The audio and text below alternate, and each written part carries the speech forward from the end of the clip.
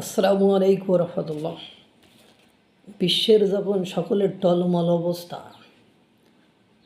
মূল্যস্ফীতি মুদ্রাস্ফীতি সব নিম্নগামী, মানে ক্ষতির দিকে, লাভের দিকে কোনো দিকে আগাচ্ছে না। বড় বড় বাঘা বাঘা রাষ্ট্রগুলো যেখানে প্রবৃদ্ধিতে পিছিয়ে পড়ছে, সেখানে ভারত রাষ্ট্রটি তরতরিয়ে সামনের দিকে যাচ্ছে। মধ্যপ্রাচ্যের ঘটনার পরে পুরো বিশ্ব যখন স্থবির, রপ্তানি যখন স্থবির, তখনও ভারত দেখিয়ে দিয়েছে তারা কি করতে পারে এবং কি করতে পারে না। ভারতের রপ্তানিতে অভাবনীয় সাফল্য। 2025-26 অর্থ বছরে পণ্য পরিষেবা মিলিয়ে দেশের মোট রপ্তানি পৌঁছেছে 86,009 কোটি ডলারে।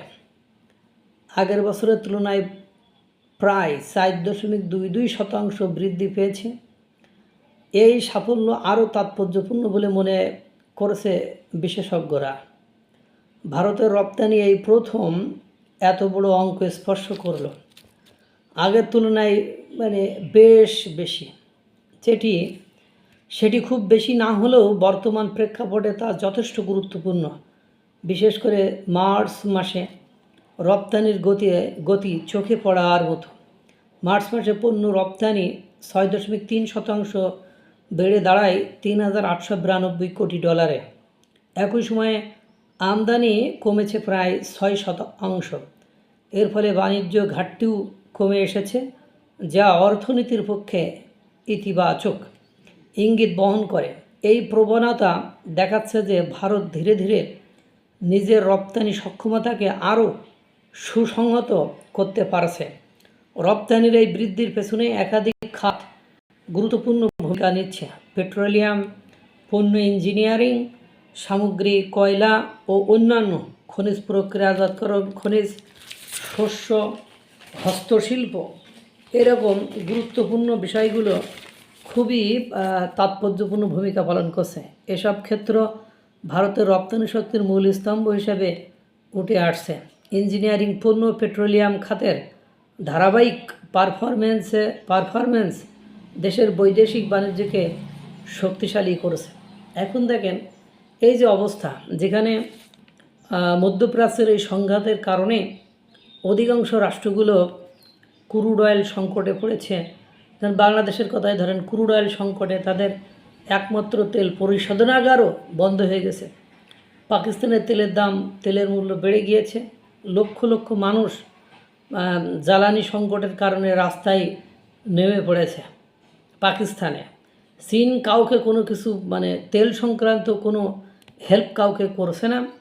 এই মুহূর্ত, এই সময়ে দাঁড়িয়েও ভারত তার প্রতিবেশী রাষ্ট্র মালদ্বীপ, নেপাল, ভুটান, বাংলাদেশ, এদেরকে একের পর এক তেল ডিজেল সাপ্লাই দিয়ে যাচ্ছে। ইউরোপের দেশগুলোকে ডিজেল সাপ্লাই দিচ্ছে। এটা থেকে এটা স্পষ্টভাবে উপলব্ধি করা যায় যে ভারত ঠিকই তার রপ্তানি শিল্পে অভাবনীয় সাফল্য দেখিয়েছে। তারা অতীতের সকল রেকর্ড 2026 সালের মার্চ মাসে ভেঙে দিয়েছে। যখন পুরো বিশ্ব অস্থির, তখন তারা রপ্তানি করে তাদের নিজেদের অতীত রেকর্ড ভেঙে দিয়েছে। সেই সফল হয় যে তার নিজের সাথে প্রতিযোগিতা করে। আপনি যদি অন্যের সাথে প্রতিযোগিতা করেন, তাহলে আপনি কখনো সফল হতে পারবেন না। দেখেন ভারত কিন্তু তার নিজের সাথে প্রতিযোগিতা করে ফেলছে। অর্থাৎ তাদের লক্ষ্যমাত্রা হলো যে আমি গত বছর যে পরিমাণ রপ্তানি করেছি, এবছর সেই রপ্তানিকে আমার আরও ছাড়িয়ে যেতে হবে। সেটা তারা করে দেখিয়েছে। সামনের বার এটা আরও ডাবল হয়ে যাবে মনে হয়, তা আরও 3 গুণ হয়ে যাবে। আরও এভাবে করেই তারা অর্থনীতিতে স্বাবলম্বী হয়ে যাবে। তারা আমদানি সেক্টরটা কিন্তু কুপিয়ে দিয়েছে। যে মেক ইন ইন্ডিয়া যে পলিসি তারা বিশ্বাস করে, সেই মেক ইন ইন্ডিয়া পলিসি গ্রহণ করার পরে তারা কিন্তু তাদের আমদানি অনেকটা কমিয়ে দিয়েছে। ফলে তাদের অগ্রগতি, উন্নতি সামনের দিকে তরতর করে এগিয়ে যাচ্ছে। তাদেরকে ধরে রাখার মতো, আটকে রাখার মতো সক্ষমতা বর্তমান বিশ্বে কোনো রাষ্ট্রে আছে কি না, এটা কল্পনা অতীত। আল্লাহ তাআলা সকলকে ভালো রাখুক, সুস্থ রাখুক। আসসালামু আলাইকুম ওয়া রাহমাতুল্লাহ।